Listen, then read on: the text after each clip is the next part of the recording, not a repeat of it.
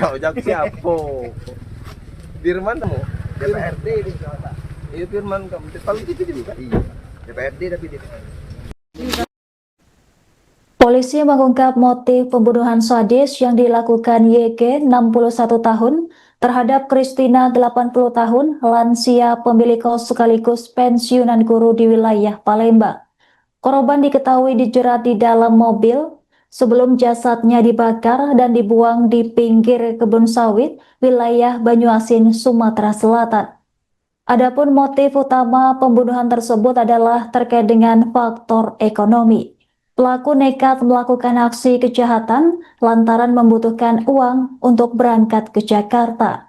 Sebagian uang hasil penjualan mobil diketahui digunakan untuk memenuhi rencana tersebut. Kabar ini dikonfirmasi oleh Direskrimum Polda Sumsel, Kombes Pol Johannes pada Rabu 28 Januari. Selain itu, YG juga diduga menjadi korban penipuan oleh JI yang mengaku mampu menggandakan uang. Akibatnya, uang hasil kejahatan tersebut, termasuk handphone dan payung milik korban, diserahkan kepada JI. Setelah membunuh korban, YG menjual mobil Christina kepada seorang saksi bernama Apriyadi dengan bantuan adiknya berinisial SW. Pelaku kemudian melarikan diri ke Tulungagung sebelum akhirnya ditangkap tim gabungan Satreskrim Polres Tulungagung dan Resmob Mabes Polri.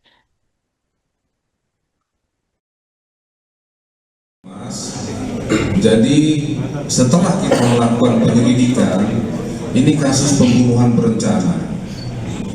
Diawali dengan hubungan komunikasi korban dan pelaku pada pukul 4.22 dini hari, di mana pelaku melakukan komunikasi dengan WA, minta diantar oleh korban ke rumah temannya, dan pengakuan dari pelaku dia sudah mempersiapkan seutas tali untuk menjerat dari korbannya.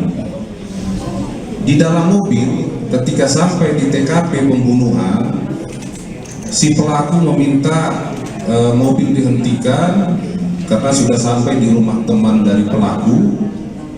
Setelah mobil dihentikan dan dimatikan, langsung dijerat pakai tali korban ini. Motifnya adalah motif ekonomi, di mana mobil yang diambil oleh pelaku dijual kepada salah satu saksi seharga 53 juta dan sudah kita sita uang. Demikian, Mas. Jadi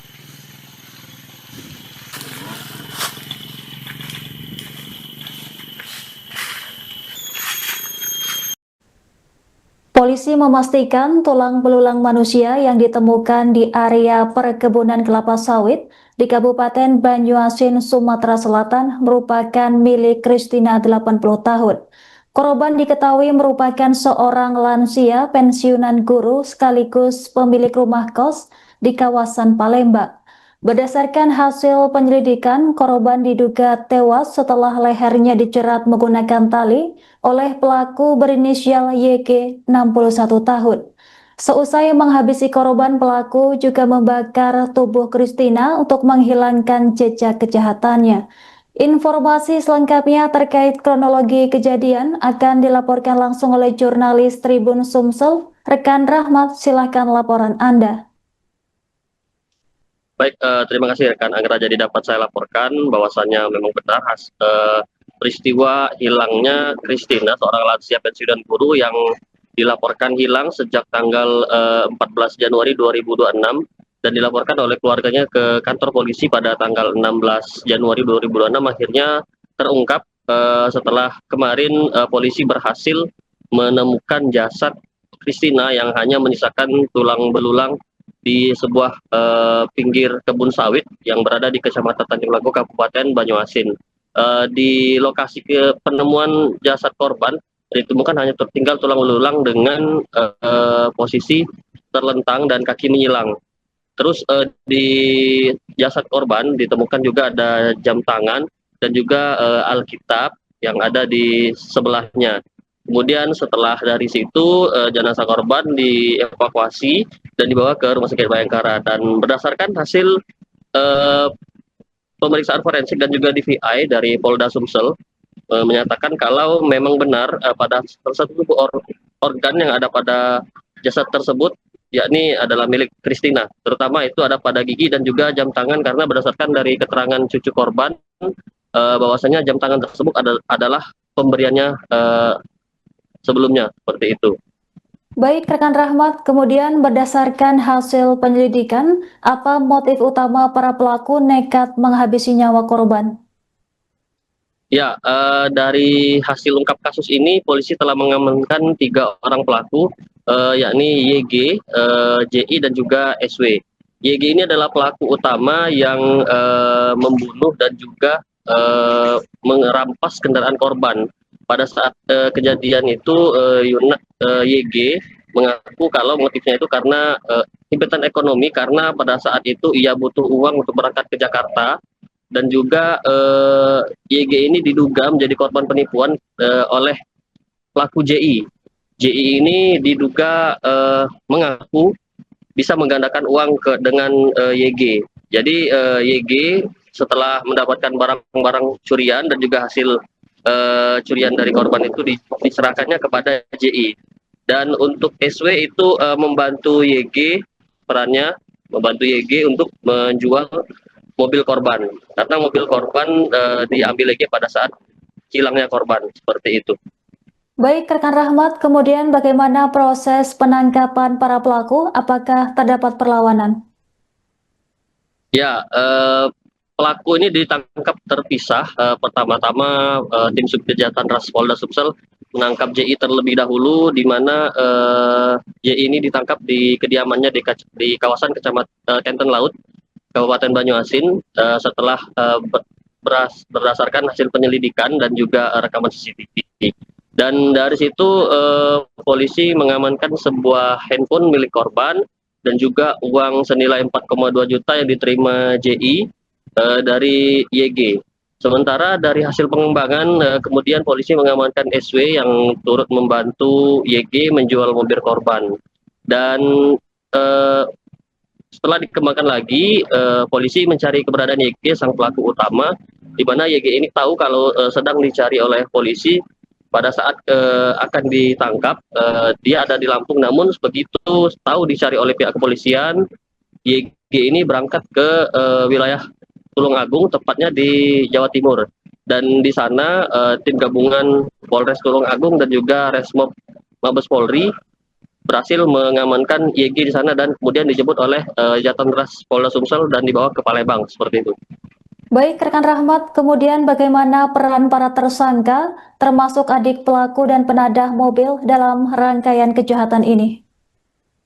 Ya, untuk peran dari para tersangka, terutama dimulai dari YG, dia ini pada saat hilangnya korban, dia sempat chat WA pesan kalau minta tolong diantar oleh korban ke tempat temannya di kawasan Sukabangun.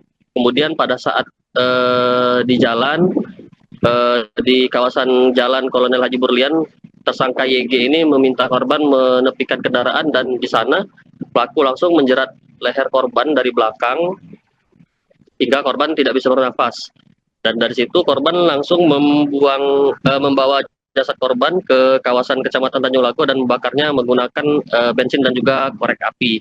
Setelah dari situ YG ini kembali datang ke rumah JI, menyerahkan sebuah handphone dan juga uang, lalu kembali lagi ke rumah korban mengambil BPKB kendaraan mobil korban.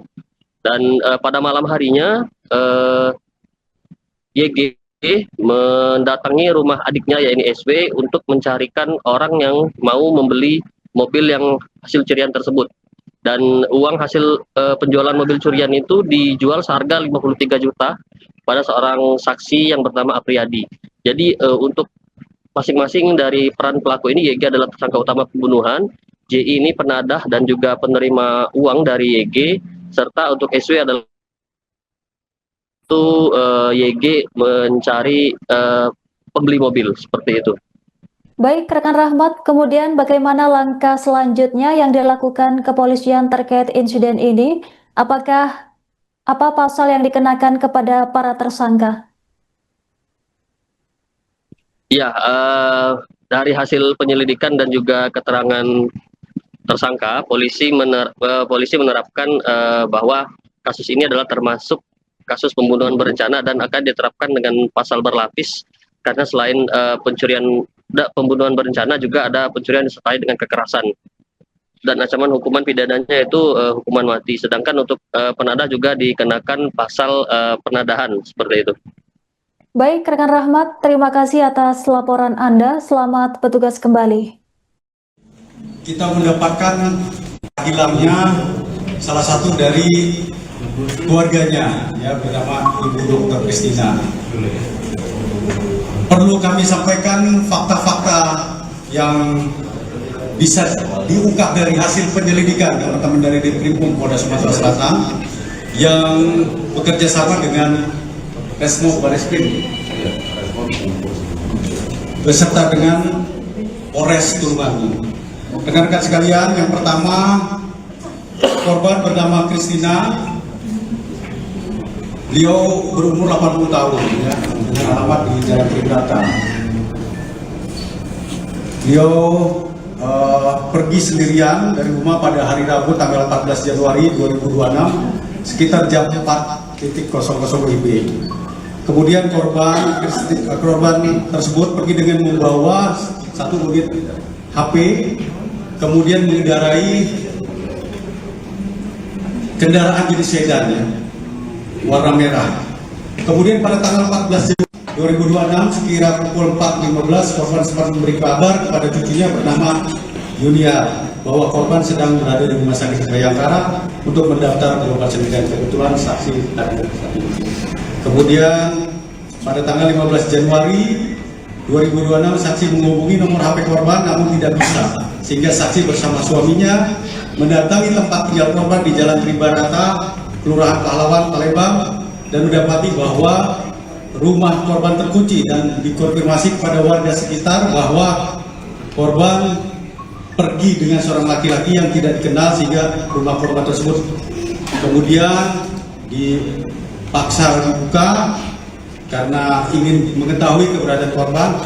Namun setelah terbuka pintunya tidak ada barang yang di dalam. Di dalam rumah tidak ada barang hilang, namun korban pun tersebut tidak ada. Kemudian pada tanggal 16 Januari 2026 cucu korban bernama Yulita Damayanti membuat laporan orang hilang ke Polda Sumatera Selatan. Setelah melaporkan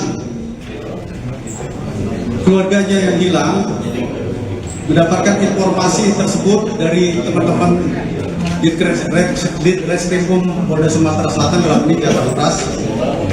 Pada tanggal 18 Januari 2026 melakukan penyelidikan,